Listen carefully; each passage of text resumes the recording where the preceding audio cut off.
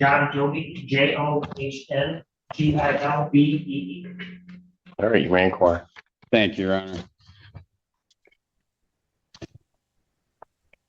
Officer Gilby, are you currently employed? Yes, I am. And where do you work? City of Ann Arbor, And how long have you worked for the city of Ann Arbor? 12 years. And what do you do for the city of Ann Arbor? Police officer. You've been a police officer the entire time? Yes, I have. And were you working and on duty on September 26th, 2025 at approximately 14 hours? Yes, I was. And what were you doing? Conducting traffic enforcement. Traffic enforcement? And were you in you wearing a full uniform? Yes, I was. And were you in a police vehicle? Yes, I was. Was that vehicle equipped with video? Yes, it is. And what was it equipped with? It's got a front-facing video camera, backseat video camera. And you're familiar with how to operate these? Yes, I am. And were they in working order on that date? They were. Thank you. And where were you located at that time? I was working the Packard Safety Corridor, which is Packard and Flat Road. And that is in the city of Ann Arbor in the county of Washtenaw? Yes, it is. And what, if anything, happened? Or as you were working that corridor, what were you doing? I had just conducted a traffic stop and was finishing paperwork in the car. And where exactly were you located? I had parked in front of the Thrive Dentistry. The vehicle that I had stopped pulled in there, and I was parked parallel to that business. And can you describe for the court where exactly you are? Are you in a street, parking lot? It's a parking lot that runs parallel to Packard Road, And just east of Platte. just east of Platte. And then what happened, if anything, as you were filling out your paperwork? I was sitting in my patrol car and I heard a volley of gunfire, automatic gunfire behind my car. I looked in my rearview mirror and I saw a man running across the parking lot who was a victim. And then I exited my patrol vehicle to see what was going on. When you said you saw him running across the patrol, you were in your vehicle? Yes, I was. And which way were you facing? I was facing eastbound and I looked in my rearview mirror, and after I heard the gunfire, the first rounds of gunfire, and then I could see the victim running across the parking lot right behind the car. And what did you said you stepped out after that? Yes, I did. And when you stepped out, what did you see? When I stepped out, I saw two men shooting at the person that was running. You saw two men shooting at that time? Can you describe those two men? Two black males, one in all black clothing, one with a gray hoodie, black pants. Is there anything else you can describe about them? One had longer hair. Could you estimate their ages or anything at that time? Okay. Could you see firearms in their hands? Yes. And you said you heard a volley of gunfire. That was automatic fire? Yes, it was. How do you know that was automatic fire? I served in the United States Marine Corps, and I'm familiar with what automatic gunfire sounds like. How many shots did you hear, or could you tell? Close to 50, probably. Sounded that way? Yes. Okay. Did you say 15 or 50? 50. What is that? As you heard that, you said you saw two young men running with guns and firing. What happened next? They got into a burgundy Chevy Malibu. And then what did they do? They quickly sped out of the parking lot. Could you see who got into which side? No. And then when they sped out of the parking lot, what did you do? Immediately got right behind the vehicle and pursued them. Now, when you did that, was your patrol vehicle camera working? Yes, it was. Your Honor, I am going to attempt to play People's Proposed Exhibit number 2. Going to show. Okay. Yeah, I don't have the issue. Okay. Thank you, Your Honor. Officer Gilby, can you see what is being projected onto the TV screens here in the courtroom? Yes, I can. And what is that? That's the front-facing camera inside my patrol vehicle. And what can you observe in that right now? I'm just facing eastbound. I'm in that parking lot that I described at the corner of Packard. And this is where you were parked when you started hearing gunfire. Correct. All right, I'm going to hit play and start to let this go.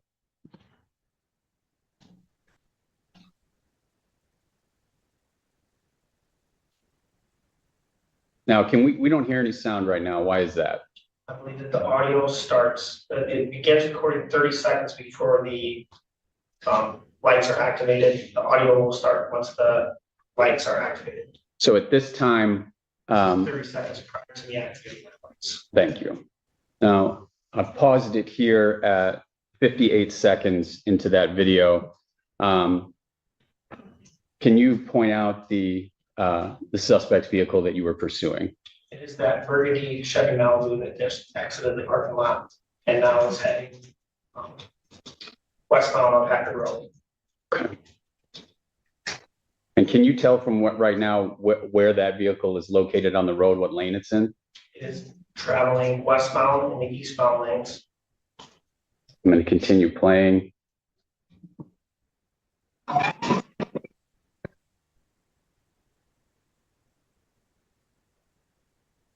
I've stopped the video at 1 minute and 2 seconds. Can you see the suspect vehicle at this point? Yes, I can. And what is it doing? It is making a left-hand turn onto Platte Road, traveling southbound. And in what lane is it making that left-hand turn? I don't know he ends up into the regular lane, the southbound. But he's coming out of the oncoming lane. Correct. Okay.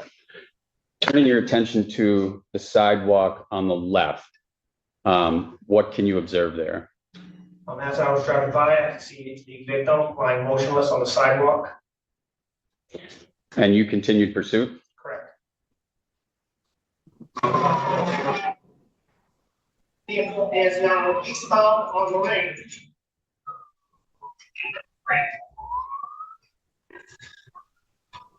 The officer testified that he was sitting in his patrol car finishing paperwork when he suddenly heard what sounded like automatic gunfire. Drawing on his military experience, he immediately recognized the sound and looked into his rearview mirror to see a man running for his life across the parking lot.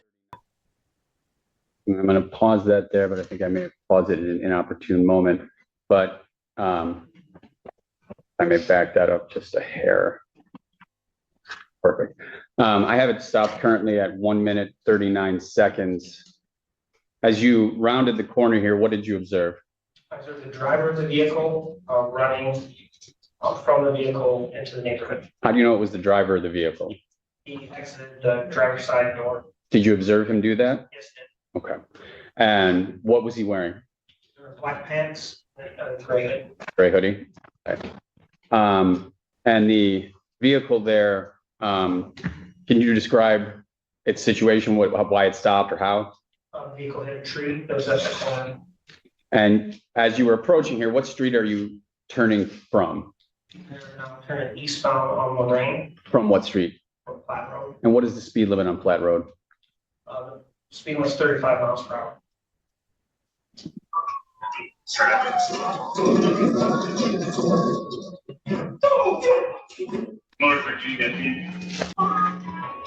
Stopping the video at 1 minute and 52 seconds. Officer Gilby, the video that we just watched in court, is that an accurate representation of what occurred on that date and time? Yes, it is. Your Honor, I would move for the admission of People's Exhibit 2. Any objection or what here? None for us. Thank you, Judge. Exhibit 2 is admitted. Thank you very much, Your Honor. Now, this video depicts you coming around the car and chasing after somebody, correct? Yes. What did you observe when you did that? The individual was coming out of the vehicle and then he climbed up over my hood and jumped down from the hood. Now, were you able to see, based on where you were at any point, because of this accident, was the passenger side door damaged? And was it operational? Could it be opened? Force it open, it went open easily. Okay. And then as the subject who exited the vehicle, do you see that person in court today? I do. Could you identify him, please? Sitting at the table, sweatshirt on. And Your Honor, I'd ask the court to reflect the in-court identification of Defendant Smith. No objection, Your Honor. Thank you. Objection, the record shall so reflect. Thank you, Your Honor. When you saw Mr. Smith exit the vehicle and hop over the hood of your car, did you observe anything else? Yes, I did. What did you observe? When Mr. Smith hit the ground, black handgun fell off of this person onto the ground from him. And then after that dropped, he continued running around the car. And what did you do? I continued to chase him, and then I was able to grab onto him, hold him against that fence where I was able to put him down on the ground, put him in handcuffs. Did he immediately comply? But he did attempt to run away from you? Yes, I did. And at that point, had you told him to stop? Yes, I have.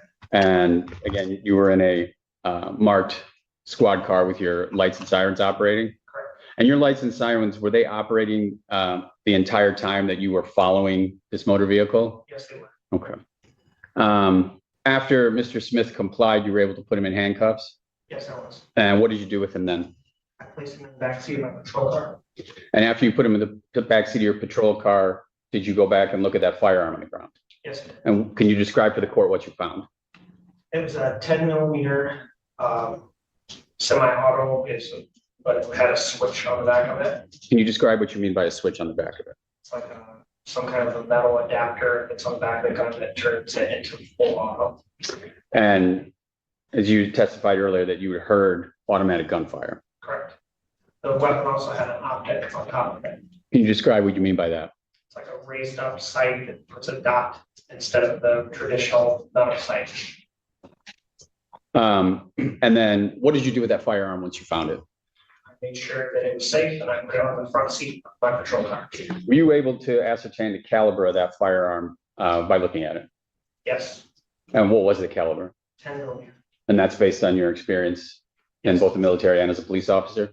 I have no further questions, Your Honor. Thank you. Do you need this? No, Cross-examination. thank you, Your Honor. Officer Gilby, good afternoon.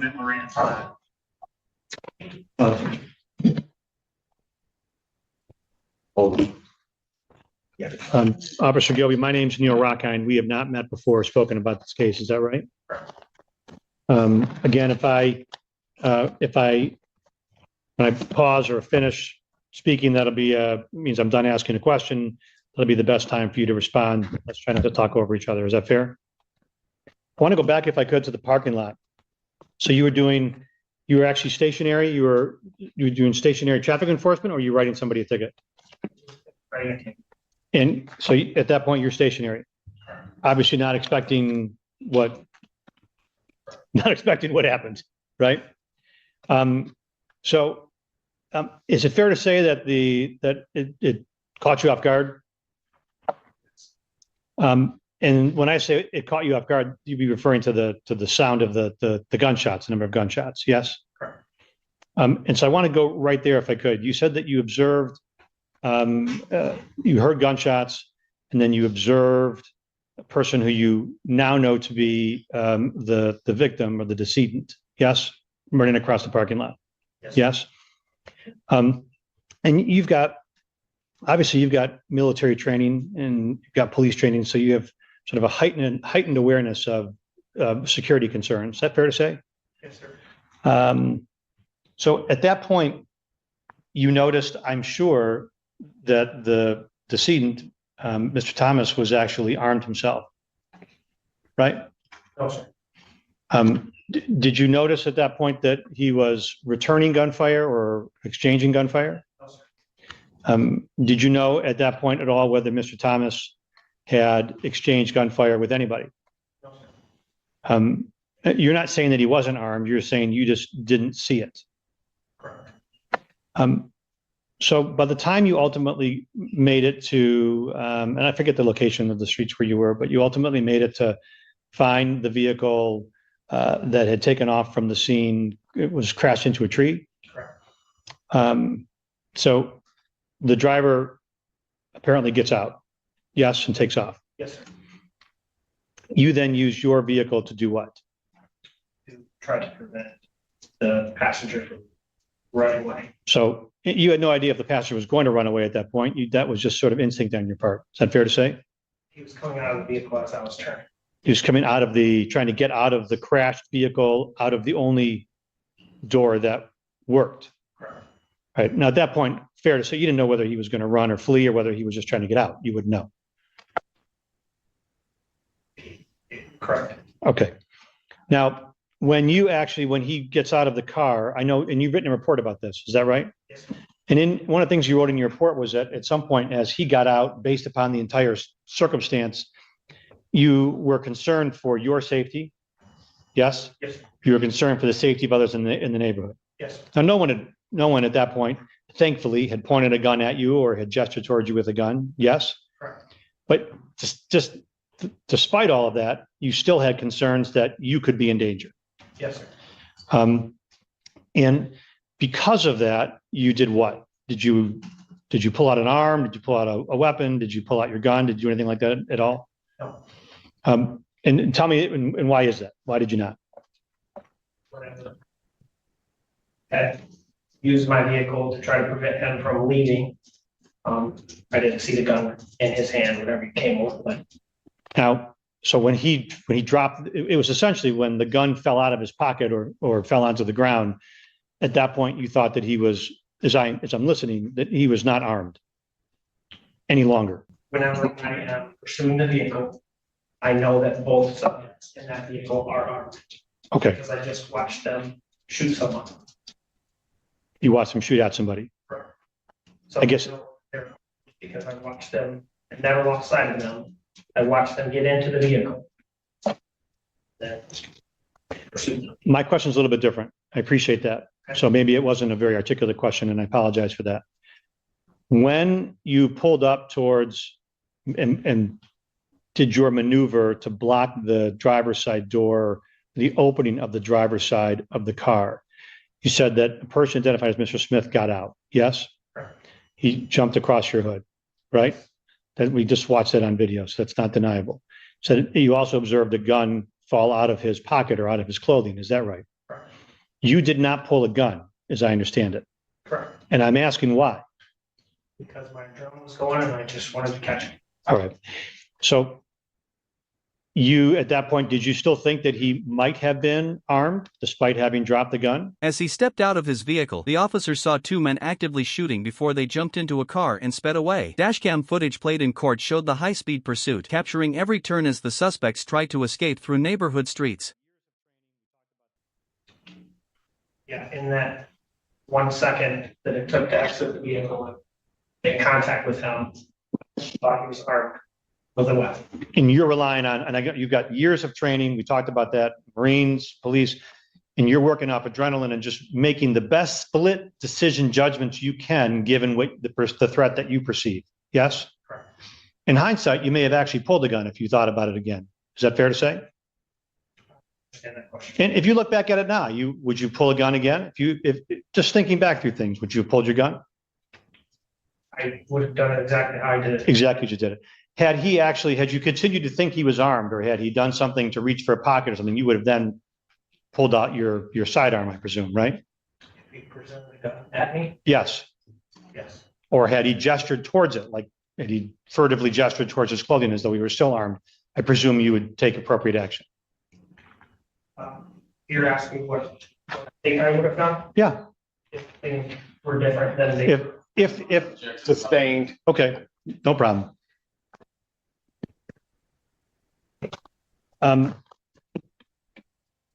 Is it fair to say that when you detained or arrested Mr. Smith, that you did not know his age at that point? Correct. Did you learn at some point that he was a minor? And this is going to be a silly question, and I don't mean it to be, but it's fair to say that you don't have any reason to believe that he has the same sort of professional safety training that you have? Sustained. I have nothing else to. Oh, I'm sorry. When you were doing having just finished writing your ticket, you were obviously still in a marked patrol vehicle? Yes, Were your lights still on, like your emergency flashers, they were off? correct. All right, I have nothing else, Judge. Thank you. Sir, thank you. Cross-examination, Mr. Upshur. Thank you, Judge. Thank you. Good afternoon, officer. I had the opportunity to hear talking about your training with the Marines as well as the police department, correct? Yes, sir. And what were your duties in the Marine? I was a communications field wireman. Okay, and you went to a police academy here for certification? Yes, sir. And while you were in the academy, they taught you the importance of writing reports Yes, sir. and how it was important to write down immediately the key factors because when they're fresh in your mind, correct? Yes, sir. And you write them down in your report so you don't get confused between the facts you knew exactly when this incident occurred and something someone told you later on, correct? Yes, sir. And I'm assuming that you would like to put all the key relevant facts in your police report. So when you call the court like today, you can rely on that report for its accuracy, correct? Yes, sir. And anything that's very important or that you as a well-trained officer know is very important, you're gonna put it down in that police report, correct? To the best of my ability, sir. Now, earlier on, you testified that you've seen a shooting occur, correct? Yes, sir. And you prepared a police report shortly thereafter, correct? Yes, sir. And in that police report, you put all the important facts about that shooting, correct? Yes, sir. However, would you disagree with me if I say it's nowhere in this police report that you saw any individual shooting? No, sir. Are you disputing with that or you agree with me? I'm agreeing that it's not that. Okay, nowhere in your well-trained police report, you wrote down that you seen the actual shooting, correct? Right. What you stated is that you heard shooting, correct? You heard a volley of shots. Yes, sir. And you testified in close that afterwards you went in pursuit of a car. Isn't that correct? No, sir. And you were so clear and precise to make sure you wrote all the correct facts that you described the type of the car and the color of the car, correct? Yes. And since that time, you talked with many different officers and found out a lot more information. Isn't that correct? Being a well-trained officer, is there any particular reason you failed to describe the individuals that you saw doing shooting in your police report? Just a lot of adrenaline during that day. And I've been a police officer for 15 years. It's the first time I've ever witnessed something like that. Okay, you make mistakes sometimes, don't you? Yes, Okay. And your police report is typed, isn't it? yes, it is. So I'm assuming when this typed report came out, when you wrote this report, you were at your station. Yes, sir. And by the time being a well-trained officer, being in the Marines, the adrenaline had kind of fell down by the time you got to the station and sat at your computer, correct? No, sir. Okay, and how long was it how long did it take you to leave the scene of the crime and get to your station? I don't recall. At least an hour, correct? Most likely. Okay, and then when you got to your station, you had to talk with other officers, you had to check in. Then at one point in time, you went and sat at your desk, or a desk, correct? Yes, sir. And then you start preparing your in the police report as a well-trained officer would do, correct? Yes, sir. And are you trying to say you're still jittery and nervous at that point? For weeks to come. For weeks. But when you're jittery and nervous, you make mistakes. Isn't that correct? Yes, sir. All right. But so I can sit down, it's nowhere in this, your police report, which you agree was 1, 2, 3 pages long, correct? Nothing further, Your Honor. Any redirect? No, thank you. Officer, thank you very much. Thank you. Call your next witness. Now, people call Corporal Tyler Maxey. Sir, please come forward to be sworn. Please take a seat, raise your right hand. Do you solemnly swear to affirm the testimony you about to give will be the truth, the whole truth, and nothing but the truth, so help you God? Hey, state spell your first and last name for the record, please. First name is Tyler, Tyler, last name is Maxey, M-A-X. You may inquire. Thank you, Your Honor. Good afternoon, Corporal Maxey. Are you currently employed? Yes. And where are you employed? Pittsfield Township. And what do you do for the Pittsfield Township Police Department? Sure. And how long have you worked for Pittsfield Police? Since August 2011. And were you so employed and on duty on September 26, 2025 at approximately 1:15 in the afternoon? And what were your duties on that date? Working road patrol, responding to calls that were dispatched. And around that date and time, approximately where were you?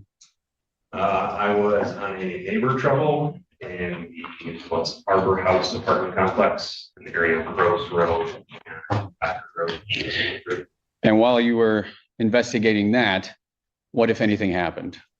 While I was on that neighbor trouble, I heard my sergeant, Kristen Beard, call the radio. It was a gunshot wound victim, and that all Pittsfield was great. So I left the apartment complex, well, left the apartment building, not knowing what's going on, because I had not heard any radio traffic. And then when I entered my patrol vehicle, where I scanned, working for Pittsfield, my primary radio channel was Metro East through Washington County Dispatch, but then I also scanned Metro West in the car. And in scanning those radio frequencies, what, if anything, did you learn? When I entered the vehicle, I then heard that Officer Gilby was in a pursuit southbound on Platte. And then additionally, that Officer Beard, Sergeant Beard was out with that gunshot wound faced down at Packard. And what did you do? I responded urgent, westbound from US 23 down to Platte Road. And on Packard. On Packard? And where did you go? As I passed the intersection of Packard and Platte, I saw Sergeant Beard with a subject on the sidewalk, rendering aid. And then Officer Gilby advised that the suspect vehicle had crashed out the area of Platte and Lorraine. And based on that information, what did you do next? Officer Gilby advised that one subject had fled from the vehicle. I then entered a neighborhood just north of his location. I slowly responded to where he was and tried to see if anybody was going to cross the street, move through a backyard. And what did you observe? From Creek Drive, Redwood and Creek down to Officer Gilby, I did not see anybody. And then I arrived on the scene where Officer Gilby was with the suspect vehicle, his patrol vehicle, and he had one subject in custody. And from there, having seen one subject in custody, what did you do next? I asked Officer Gilby for a description of the other suspects, which time he told me it was a black male wearing gray and black. He had fled northeast into the. Okay.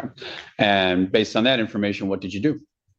So knowing that area and the size of the neighborhood and the streets, I responded to Creek Drive and I believe it was, the corner of Creek and Gunfire, that general area. Just my belief that somebody on foot, the time period that they may not have gotten that far. So I set up a perimeter northeast of Officer Gilby's location. And then from where you were located at that time, what did you do or what did you observe? So I was directing traffic away from the area south of me.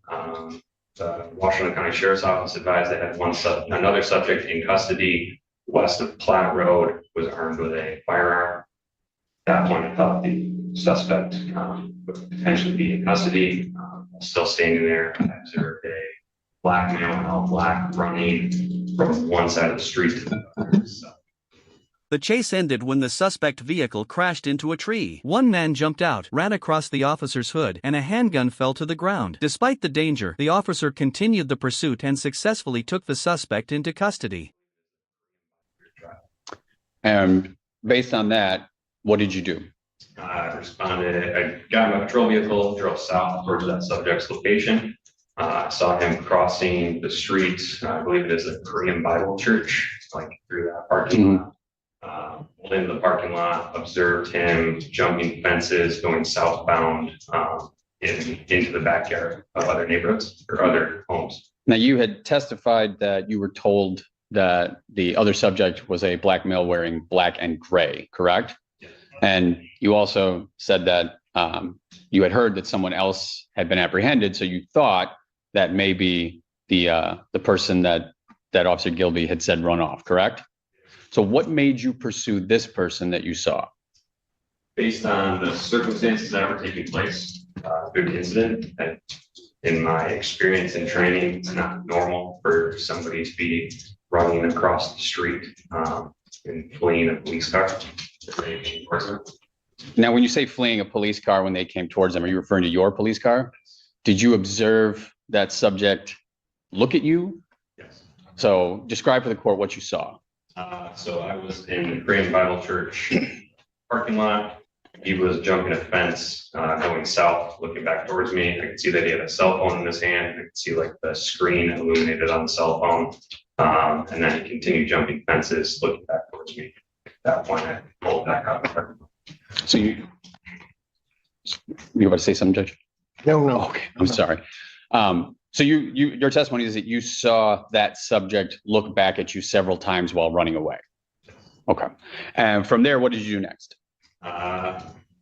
Based on his location, like that he was running southbound, kind of parallel his direction of travel all the way down to Lorraine. And then my thought in my head was that he was going to cross into another backyard to continue going eastbound. So I pulled on to LaSalle and then set up a perimeter on LaSalle and just held that. When you say cross, are you referring to cross Lorraine Street that you were on, or? So my belief was that as I continued southbound, he was going to continue eastbound. So I had to go down to Lorraine to then come back north on LaSalle, which would have been the street behind where I saw him jumping. Right. Thank you. And then having done that, what happened next? So I held that perimeter kind of like the crest of the hill. So I could see to my left, south to Lorraine, and then I could see to my right, north to Fair Street. So I held that as other police officers held that general area. They conducted a canine track. While standing there, I heard MSP LawNet advise that they observed a subject near the fair. As I looked to my north, I saw the same subject from earlier who had been jumping fences, try to come out onto LaSalle, looked like he observed me and then went back westbound into a residence. And what did you do after that? Got back to my patrol car, drove north towards that location, at which time I saw him driving through a backyard.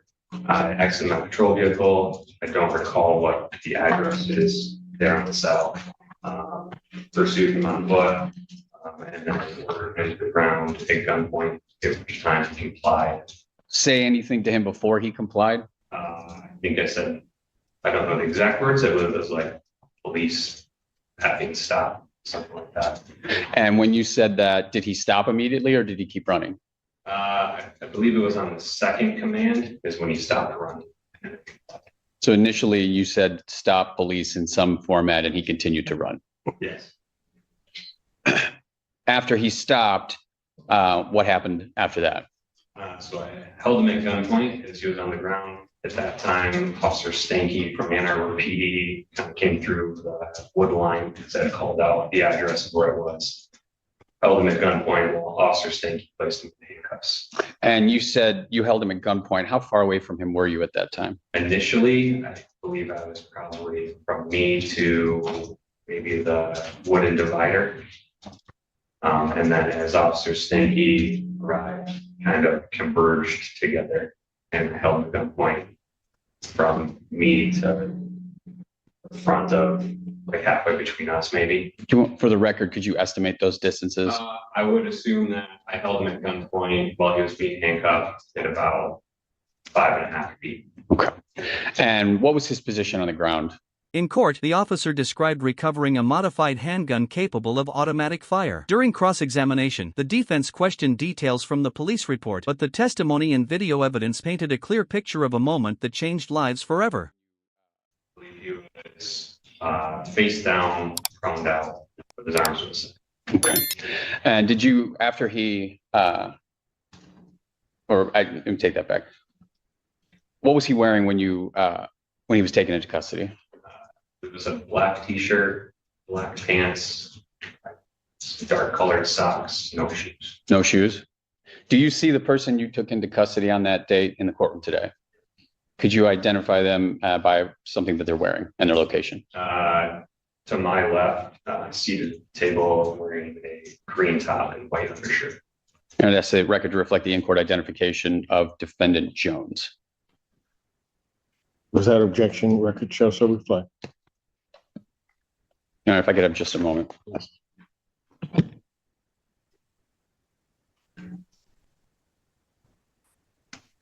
have no further questions. Thank you, Your Honor. Thank you. Cross-examination.